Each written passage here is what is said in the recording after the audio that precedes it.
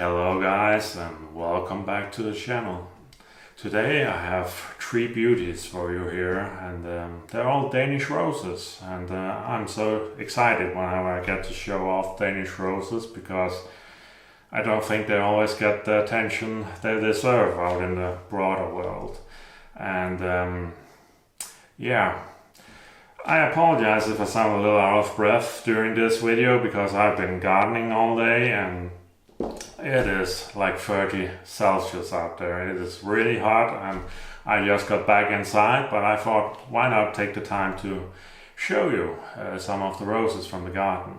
So without further delay, here you have the first beauty, Mom in a Million, also known as Ghita Renaissance.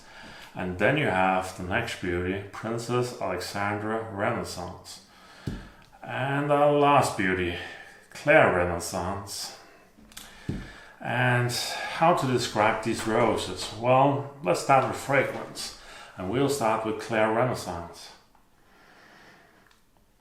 Oh yeah, a wonderful damask fragrance. A lot of you will know this fragrance from something like Chandler's Beauty, and also sometimes Get Jekyll can give off this really wonderful damask fragrance. And it is really pleasant, very sweet, very layered, very complex. It is not the strongest in this particular plant. It's about a 7.5 out of 10. It is still pretty strong, don't get me wrong. It can compete with something like, gets very close to plants from Poulsen like Silas Mahana and Hollow Cow, and these roses I rank at about an 8. But what makes Clair Renaissance so special is she has about the same color as Chandler's Beauty. It is this nearly skin color, really beautiful, and it's so translucent when it gets dark, just like Chandler's Beauty. And to be honest, it feels like a taller Chandler's Beauty with a bit more health. This one is actually healthier than Chandler's Beauty, and the leaf on it are very healthy as well.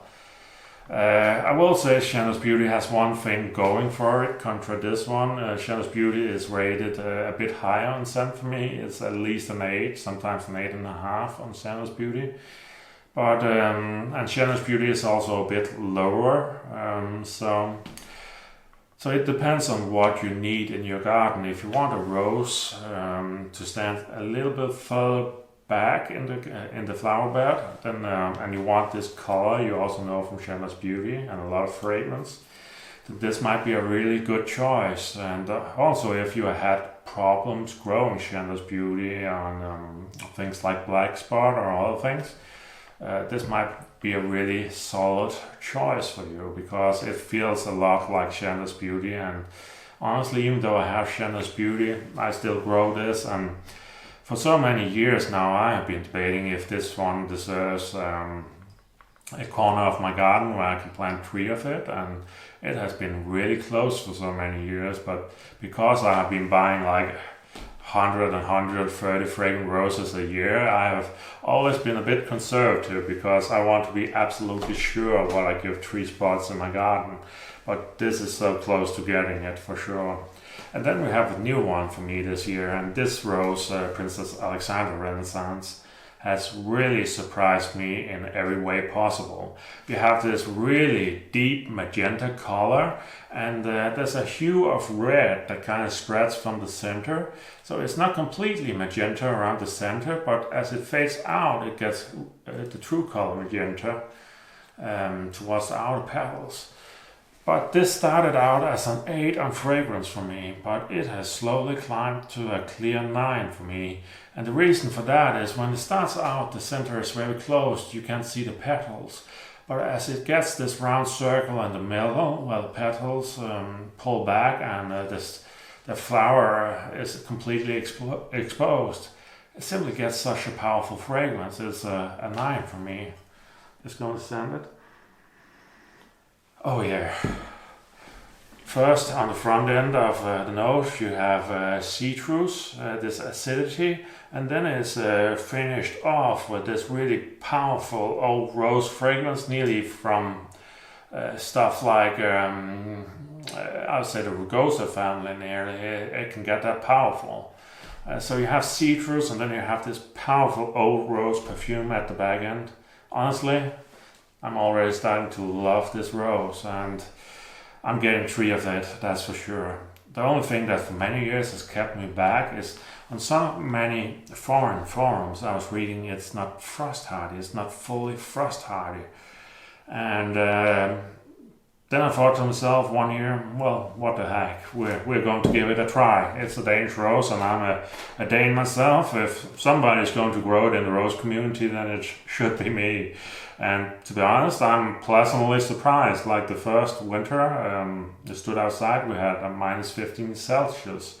And as you can see, it's thrived that beautifully, and it is very healthy right now out in the garden. So I'm honestly so confused because garden centers share all nearly right. It's fully hardy, and there's nothing to worry about. But then I started reading abroad, and a lot of people abroad said it's not fully frost hardy.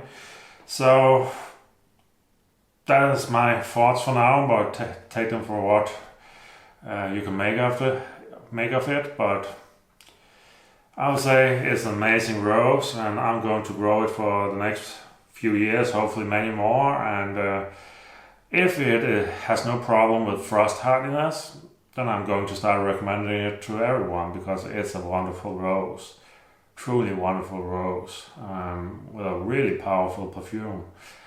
And honestly, it is becoming one of my favorite Danish roses. And I really hope that by next year it will have survived the winter beautifully. I hope we get a little harder winter, maybe like minus 20 or something. That would be really good to test it, and I hope it survives that, and I really can start recommending it to you people. And if you want to already buy it now, I don't blame you, because it's a beautiful rose. And if you live a warmer place, and then it's really no problem about the winter, is it? And it's a powerful perfume already. Then we have Mom in a Million over here, also known as Ghita Renaissance. For many years now, this has been my favorite Danish rose. And as you can see, it's colored a bit like these other Austin roses, like Silas Marner and a lot of the others. It's a very type of pink we're all used to. And it is honestly a beautiful, healthy rose, and it gets very large flowers. This is not even as big as it can get. It can get much bigger in the flower head. It is really healthy. You have nothing to worry about with health on this one. I've seen it grown across the world, and it always does beautifully. And the fragrance for me, yeah, it's not giving me the full 9 out of 10 today. Today is only an 8 for me, but as I said, it has been a very warm day, and I have been baking out in the sun all day, and so has this rose.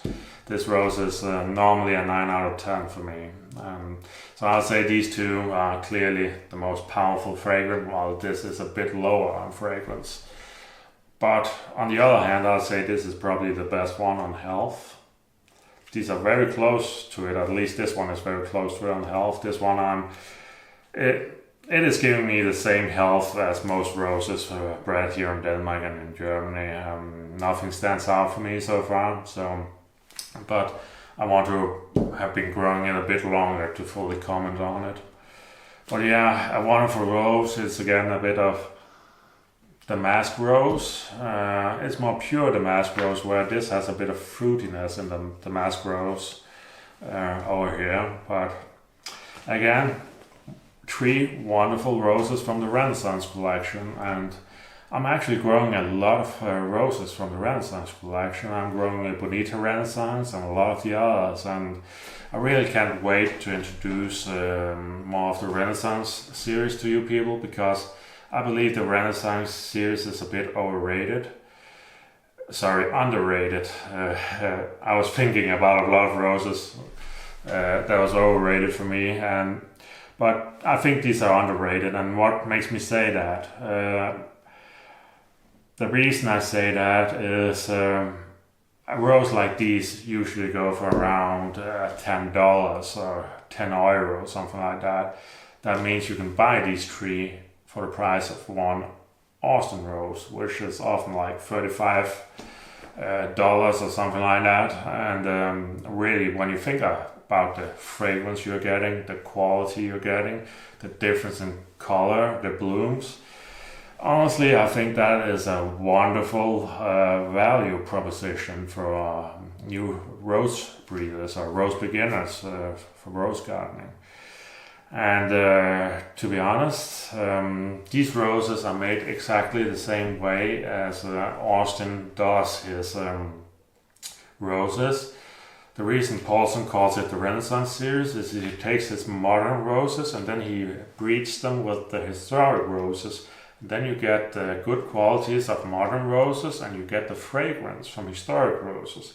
So you can say he's kind of copycatting Austin here, but I think he has a lot of beautiful colors that aren't in the Austin assortment. Like this magenta color is not in the, at least not fully in the Austin assortment, in my opinion. And what is even better is Poulsen actually breeds a lot of red roses in his Renaissance collection, and they're really fragrant too.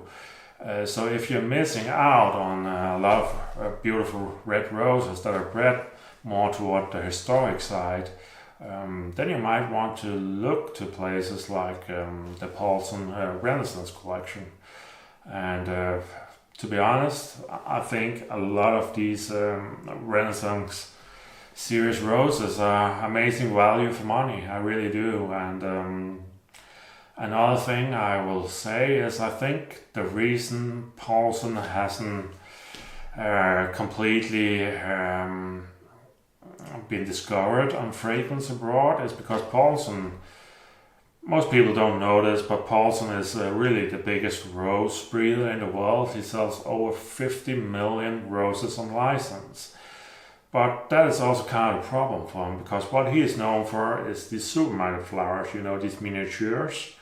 And miniatures are not very fragrant. And I think like this focus for so long on miniatures and these cut flower roses for florists and a lot of other things, I think that has established Poulsen as a rose breeder that focuses on miniatures, on cut flowers and not necessarily fragrance. But as we see when we enter his Renaissance collection, there's a lot of wonderful fragrant roses.